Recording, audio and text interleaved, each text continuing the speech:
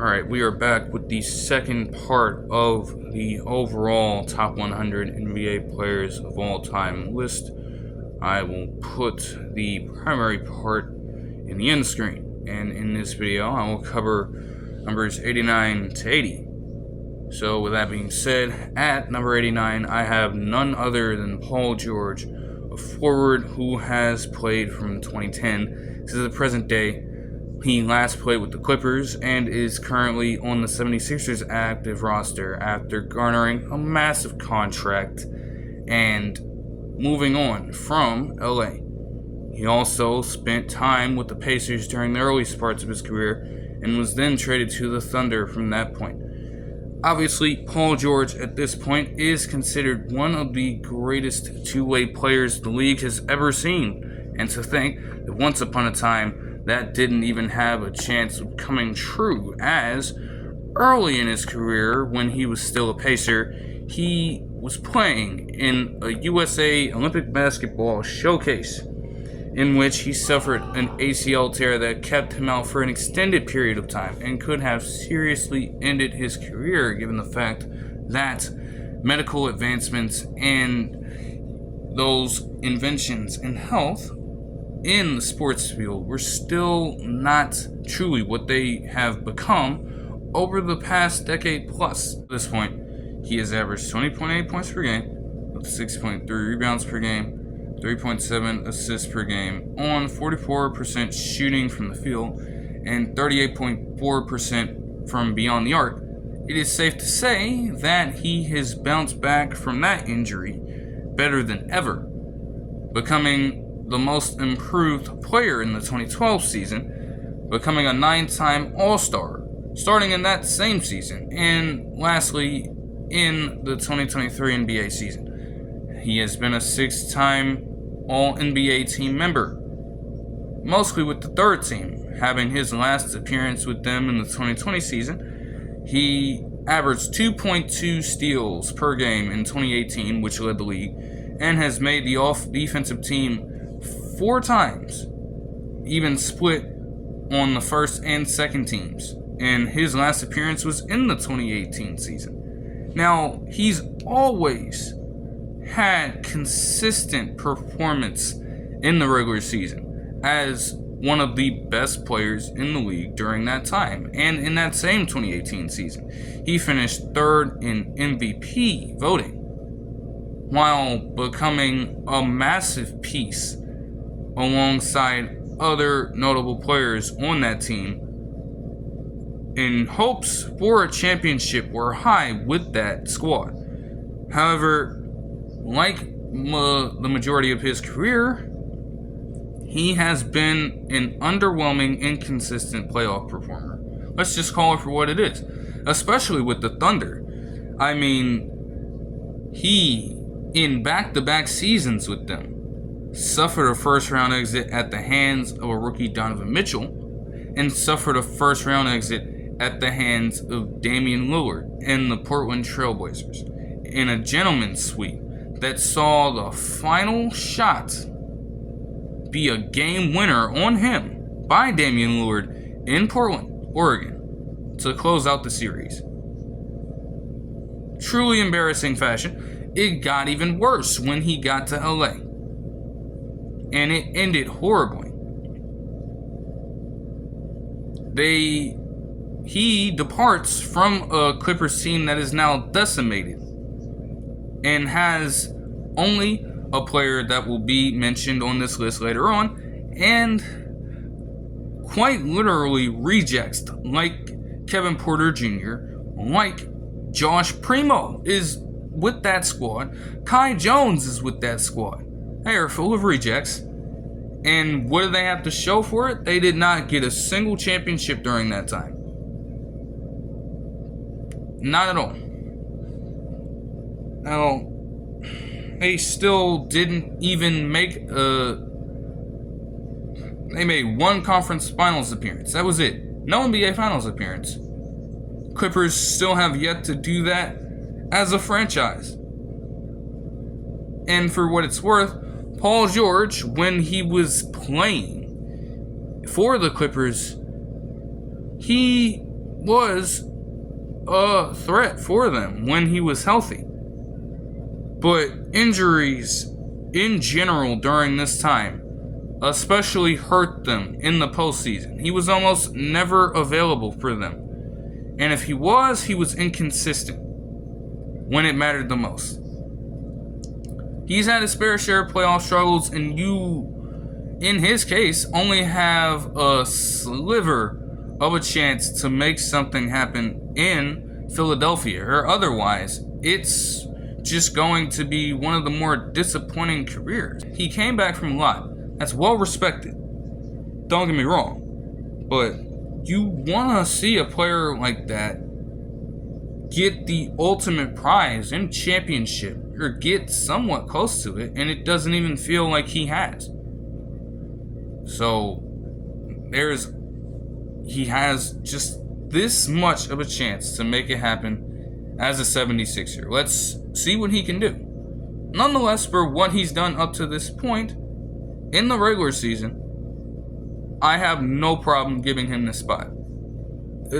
Granted, if he cannot win any championship, this is probably as high as he could go, or he could even fall off the list if other people perform in similar ways and actually attain success on that level. At number 88, I have Robert Parrish, a center who played for 21 years. He is most notable for playing with the Celtics, although he spent time as a Warrior to start off his career and finished it off as a Hornet and a Bull. He averaged 14.5 points per game, 9.5 rebounds per game, and 1.5 blocks per game on 53.7% shooting, while being one of the core pieces of both the Celtics dynasty of the 1980s and the Celtics front court of the 1980s. He tallied 23,334 points throughout his career, ranking 32nd all-time, grabbed 14,715 rebounds in his career, ranks 8th all-time in NBA history, and blocked 2,361 shots, which is the 10th most in NBA history.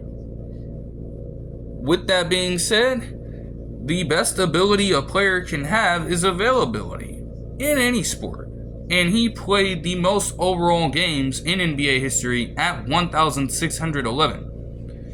I don't know where LeBron James at this point stands, but I mean, as far as I'm concerned, if LeBron James at this point is still not as close to Robert Parrish, I don't think that record will be broken ever, to be completely honest. He won 4 NBA championships, mostly with the Celtics dynasty of the 1980s, but also garnered a ring in 1997, while Michael Jordan was still just on timing in that league.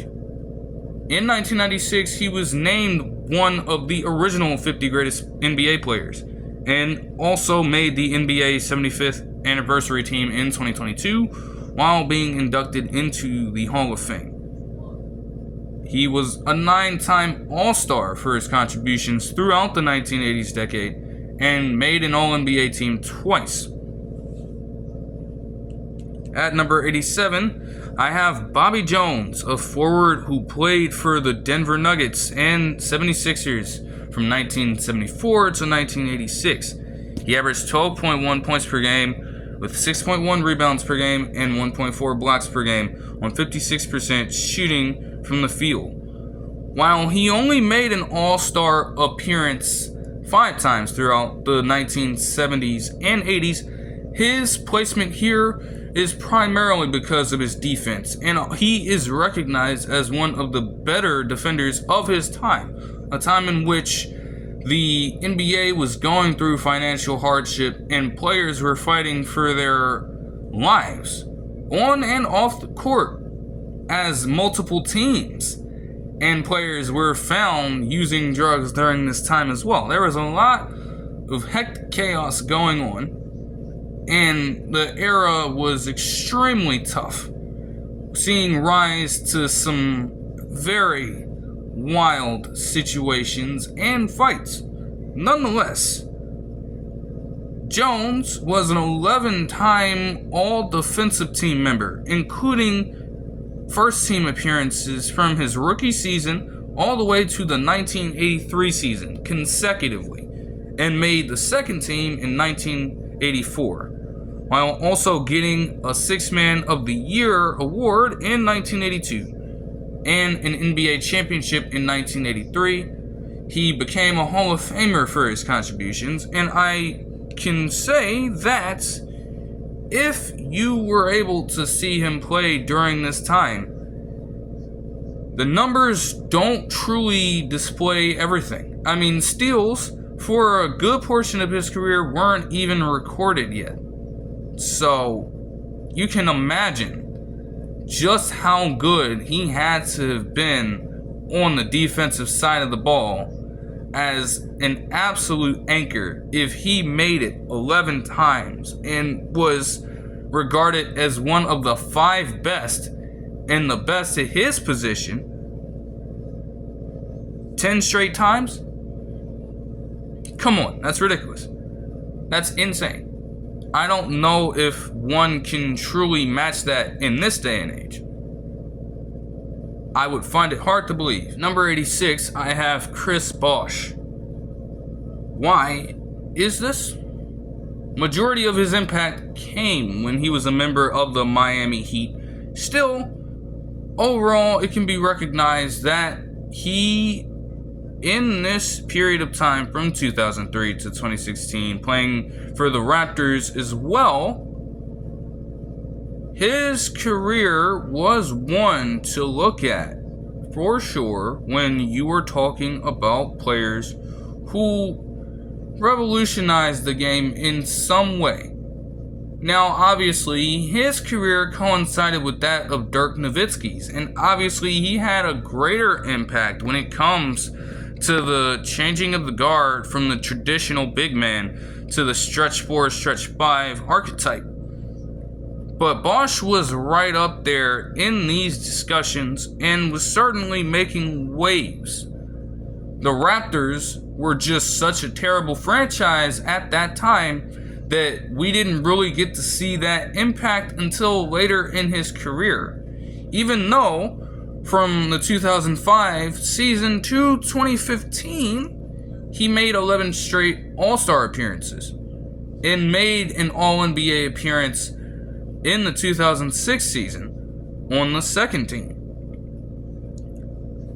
His abilities were fully maximized with the Miami Heat, playing alongside other notable players, and one of those players earlier this year on the Mind the Game podcast has stated himself that Bosh's ability and play style opened up everything else for the Miami Heat offense during this time. It led them to 2 consecutive championships in 2012 and 2013, and with that, he was inducted into the Hall of Fame. Fortunately, he was forced to retire early due to a blood clot in 2016. However, in relatively short career he had, it was safe to say that he was certainly one of the best talents the NBA ever had to offer. Number 85, I have Manu Ginobili, a shooting guard that played internationally before becoming an NBA star from 2002 to 2018 with the San Antonio Spurs dynasty of the new century. His numbers don't necessarily jump off the page, but his contributions certainly make him one of the more accomplished 6-men in NBA history, if not the most. Yes, his career coincided with guys like Lou Williams and Jamal Crawford.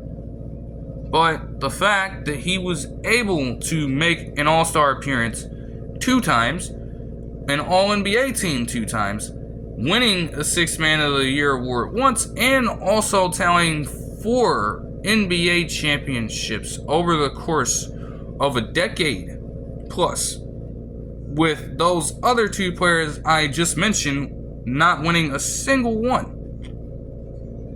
The case could be made for him to have that status. And it was all on his own accord. Given a chance to start early in his career, but after a while, coaching staff just recognized it was not working out how they would want it to, and they approached him with the likes of Greg Popovich and all, convincing him to come off of the bench instead for, a better chance of success. He agreed to it. One could have easily let their ego get in the way and choose to remain a starter at the detriment of the team.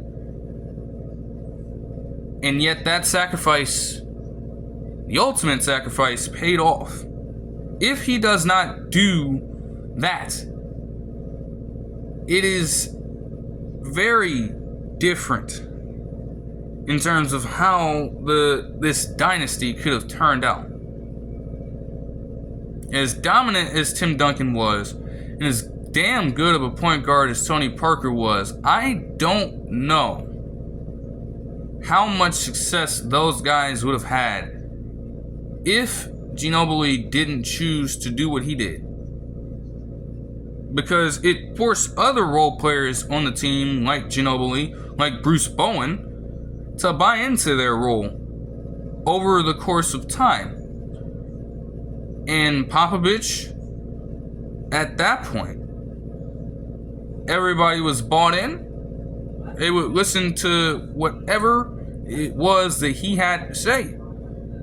And whatever alignments they had to make on the defensive end, they would subscribe to. And boom, you find yourself being a 4-time NBA champion during this point. He, for that, became a Hall of Famer. At number 84, I have Tom Heinsohn, a forward who played for the Celtics for his entire career from 1956 to 1965 as one of the more important pieces of their team.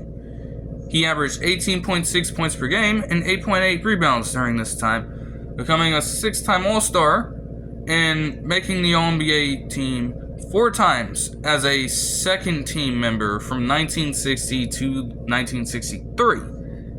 He won the NBA championship 8 times while being alongside some of the greatest players of their time. All on one team. Yes, it was a very short league back then. Rules were vastly different. But the Celtics, above it all, dominated year in, year out. He was a pivotal piece. There's no denying that at all. And he is recognized as such by the Basketball Hall of Fame, being inducted by the organization. At number 83, I have quite possibly one of the greatest players in NBA history when it comes to the concept of hustle. None other than the eccentric character that was Dennis Rodman, a player who was most known for his time as a Piston and Bull over the course of 14 years from 1986 to 2000, also spending time with the Spurs, Lakers, and Mavericks during this time span. Yes, he was not a scorer by any means, but his defense and his rebounding was too stellar to be ignored overall. 2-time All-Star, 2-time All-NBA team member, but he made the All-Defensive team 8 different times between 1988 and 1992 and 93 to 95 seasons across the first and second team. He also won back-to-back Defensive Player of the Year awards in 1989 and 1990. And he was a league leader in the rebounds 7 consecutive times from the 1991 season when he averaged 18.7 rebounds per game to 1997. He never, during this period of time, averaged below 15 while being a relatively undersized big man during this time period. And his defense as a wing, his energy as a person overall, influenced so many members of these respective Pistons and Bulls teams to go out there and fight for their right to achieve success. He won 2 championships with Detroit and was a part of the second three-peat with the Chicago Bulls. It is scary to think that as a wing himself, he played with the likes of Scottie Pippen and Michael Jordan for all those years. Not before spending some time with the Bad Boys Pistons in that aggressive front court. He averaged at least 11 rebounds per game in each of his last 10 NBA seasons and tallied 11,954 overall, which is the 23rd most in NBA history. And he was named a member of the NBA 75th anniversary team in 2022, was also inducted into the Hall of Fame. At number 82, I have Spencer Haywood, a forward center who split time in between the ABA and NBA, playing overall with the Nuggets of the ABA, the Seattle Supersonics, the Knicks, the New Orleans Jazz, the Lakers, and the Washington Bullets at the time, averaging 20.3 points per game and 10.3 rebounds on 46.9% shooting from the field for the entirety of his career. He was a 5-time All-Star over the course of 5 years.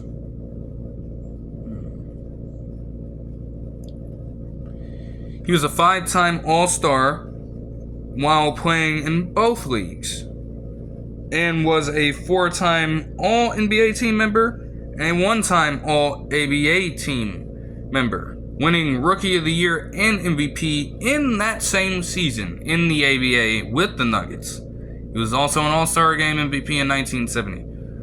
He started off his career hot, very hot, as one of the more underrated power forwards and centers out there. When I go to name some of the forwards and centers that played in this same era later on in this list, you very quickly recognize that his name is probably forgotten in the annals of history when you are focused on those core guys of that era.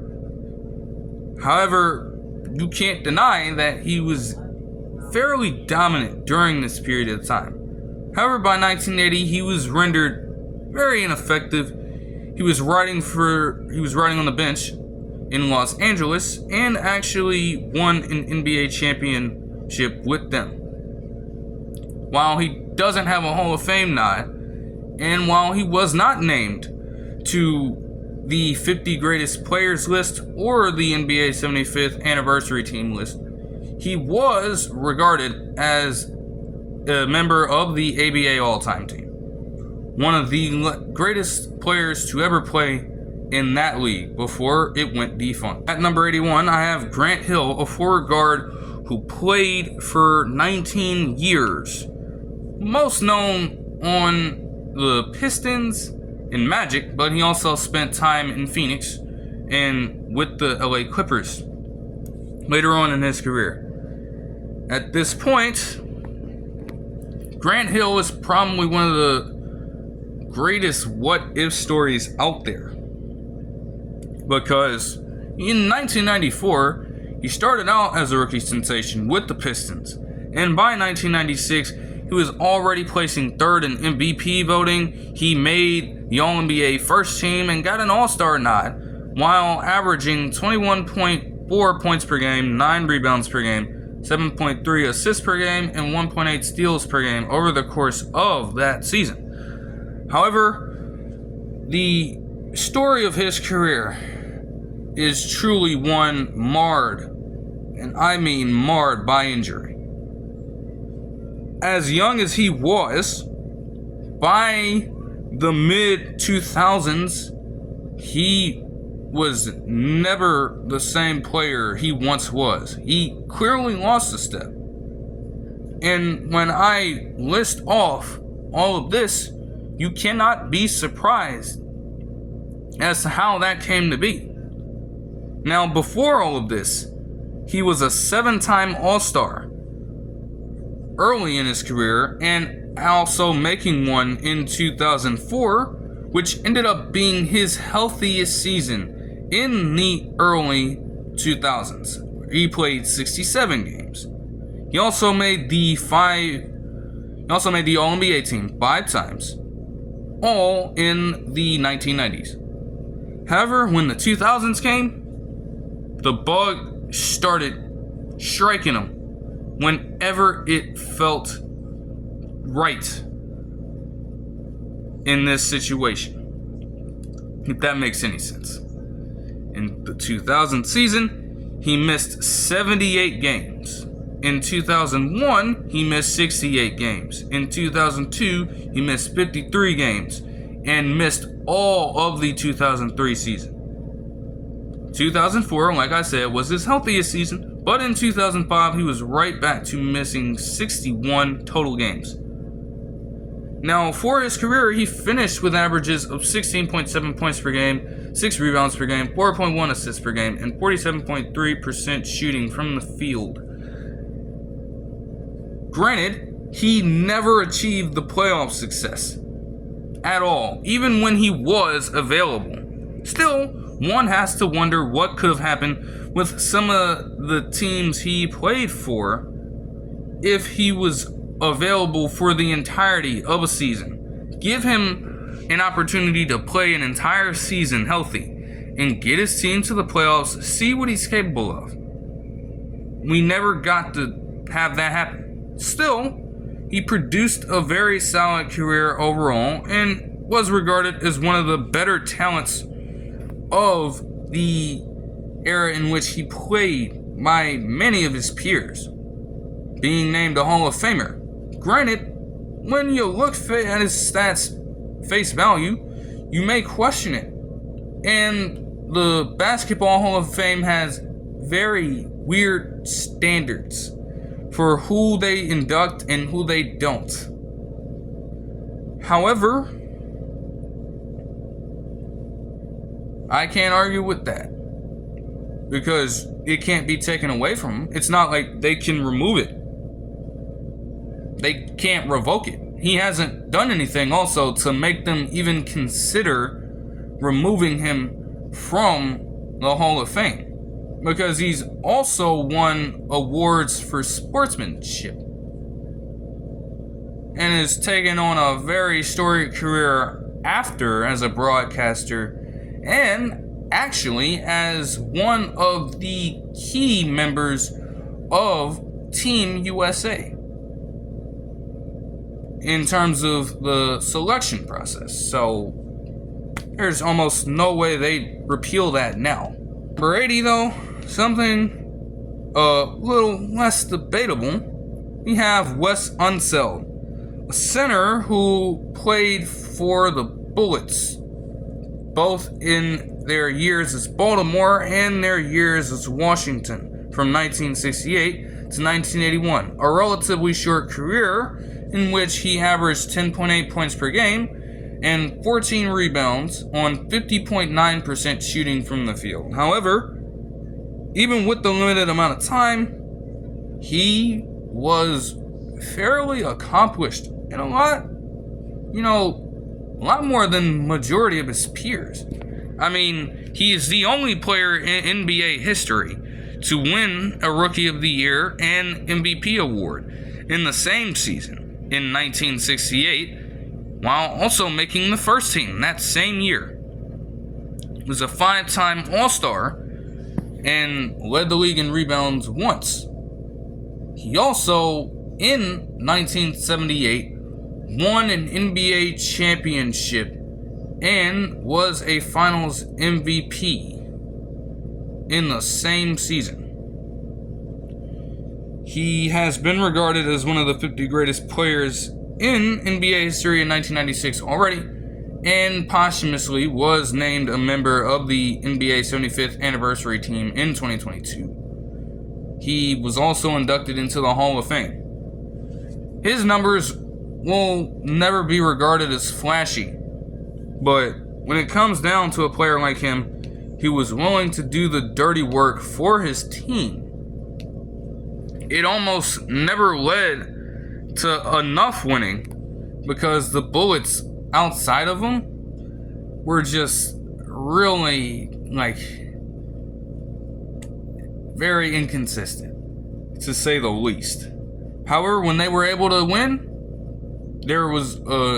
he was right at the center of it every time. And since then, they won that championship in 1978. The Bullets/Wizards have never reached that level of success since then. They have always been mediocre. This championship is highly regarded in their franchise's history for a reason. Quite literally, they have not gotten back to this point ever. That'll do it for this one. I hope you guys enjoyed the video, and I'll see you guys in the next one, where I will cover numbers 79 to 70 and break into the threshold of the official top 75 from my perspective.